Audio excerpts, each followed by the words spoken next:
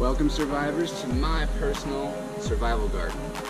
Now, to most people, this might look like a mild-mannered suburban backyard garden, but in reality, this is a moderately mannered suburban backyard garden experiment. Alright, this is my garden. This is my escape. I really enjoy my time out here. If you talk to any gardener who really loves the craft, you'll understand just how much it means to them. It means a lot for me to come back here and be able to grow things. I'm absolutely honored to be able to do it. It's taught me so much about the way the earth works and the kind of best life practices. It's taught me to be humble, calm. I don't know if you can tell, but I get a lot from being out here.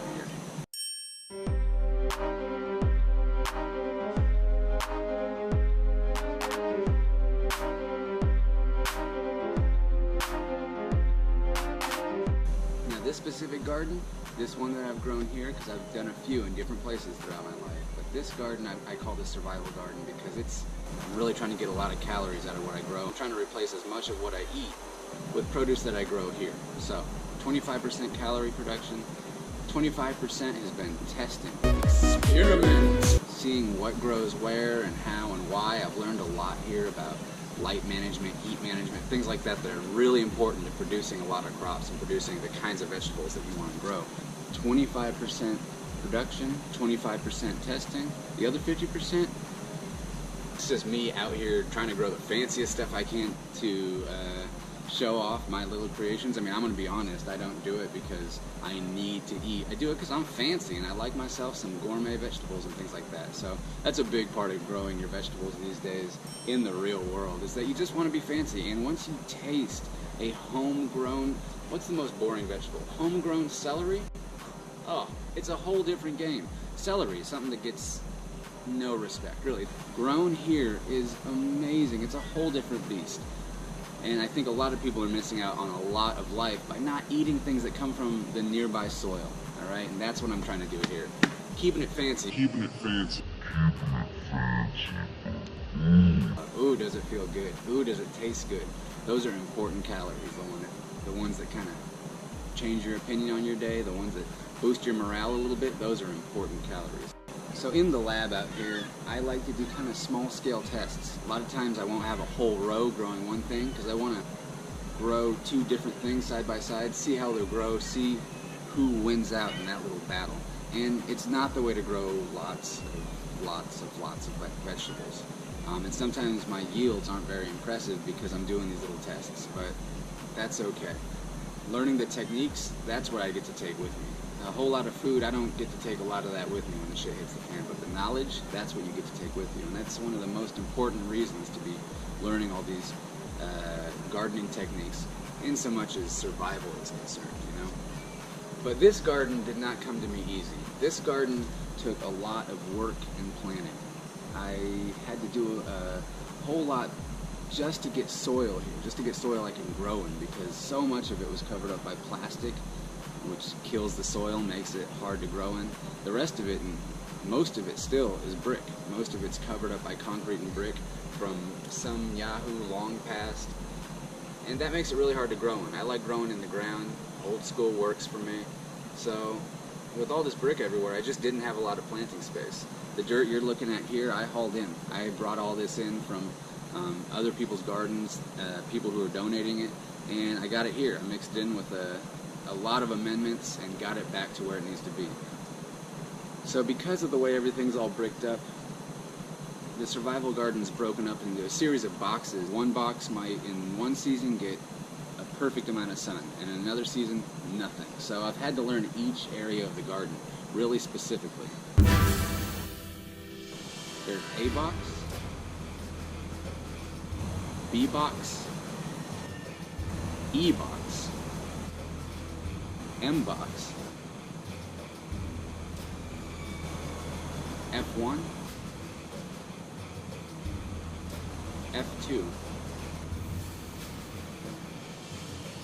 F3.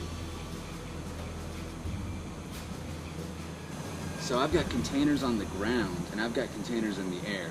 I've got things growing kind of everywhere that I could possibly fit, hang, lift, packed soil.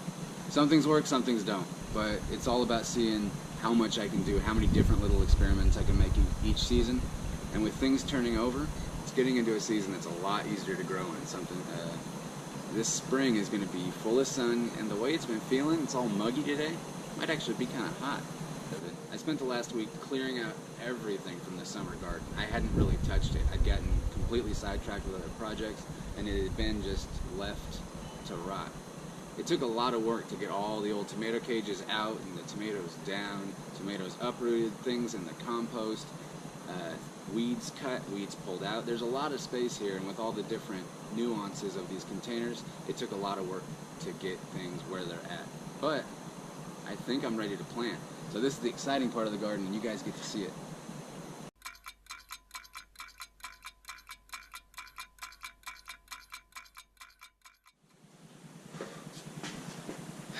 Alright, now, unique plants for your garden are really, really important because your garden is very different from my garden, and that's very different from everybody else's gardens. Before I go planting anything, even though the soil's all ready to go, I have to make sure I plan out what I'm going to do. Without a good plan, even the best spaces can be misused, and then you end up with a very low yield. And you want to make sure you optimize all your chances. Make sure you squeeze every bit of luck out of that soil. Now, the first thing you've got to address, or at least the first thing I always have to address, is light requirements.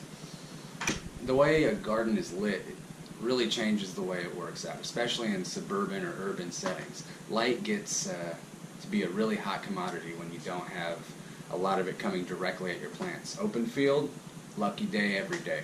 But when you're in a suburban setting like I'm at, you have to make sure that you optimize your light load. So light is really important.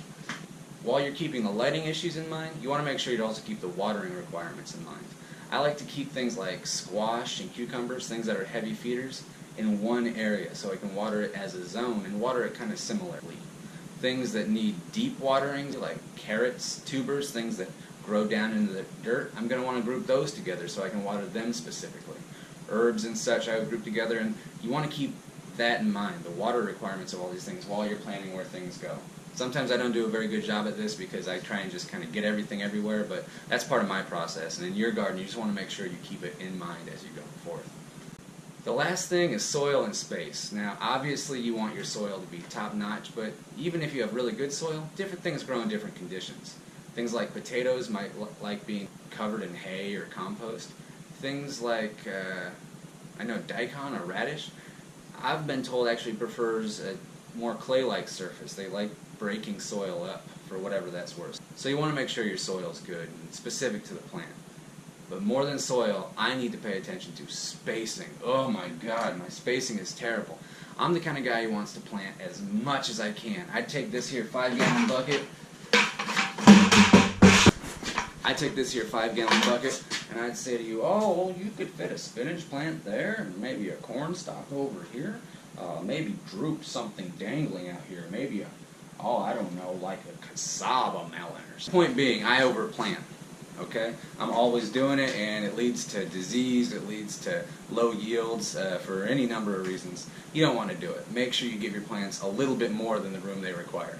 If someone tells you to give them a foot, give them 14 inches. Don't mess around with trying to nickel and dime. And I know square foot gardening is super popular, but I would just say forget square foot gardening. That's trying to put everything into a little box that nature doesn't really want it to be in. Go ahead and give your plants enough room to breathe. You don't want to starve them, okay? So, with light, water, space, and soil addressed, I've got a decent plan to start with. This thing is going to change. I guarantee you it's going to change by the time I'm done. But it's going to help me give me a framework for where we're going next.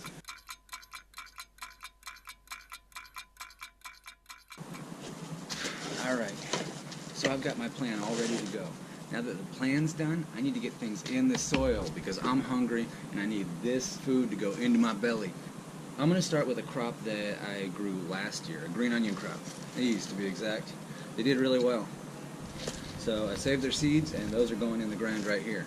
Got to dig a little trench, top it off with a soil blend, water it in really good, and then move on. I've got turnips and carrots to plant today too. So I've really got to get on my game before the sun goes down. The sooner I get on this, the sooner I have calories in my stomach.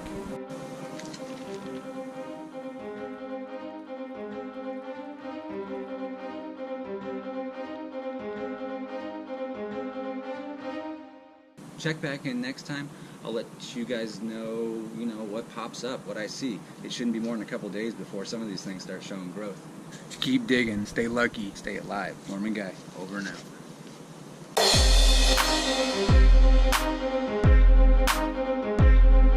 A cassava melon or something. I don't even know what a cassava is.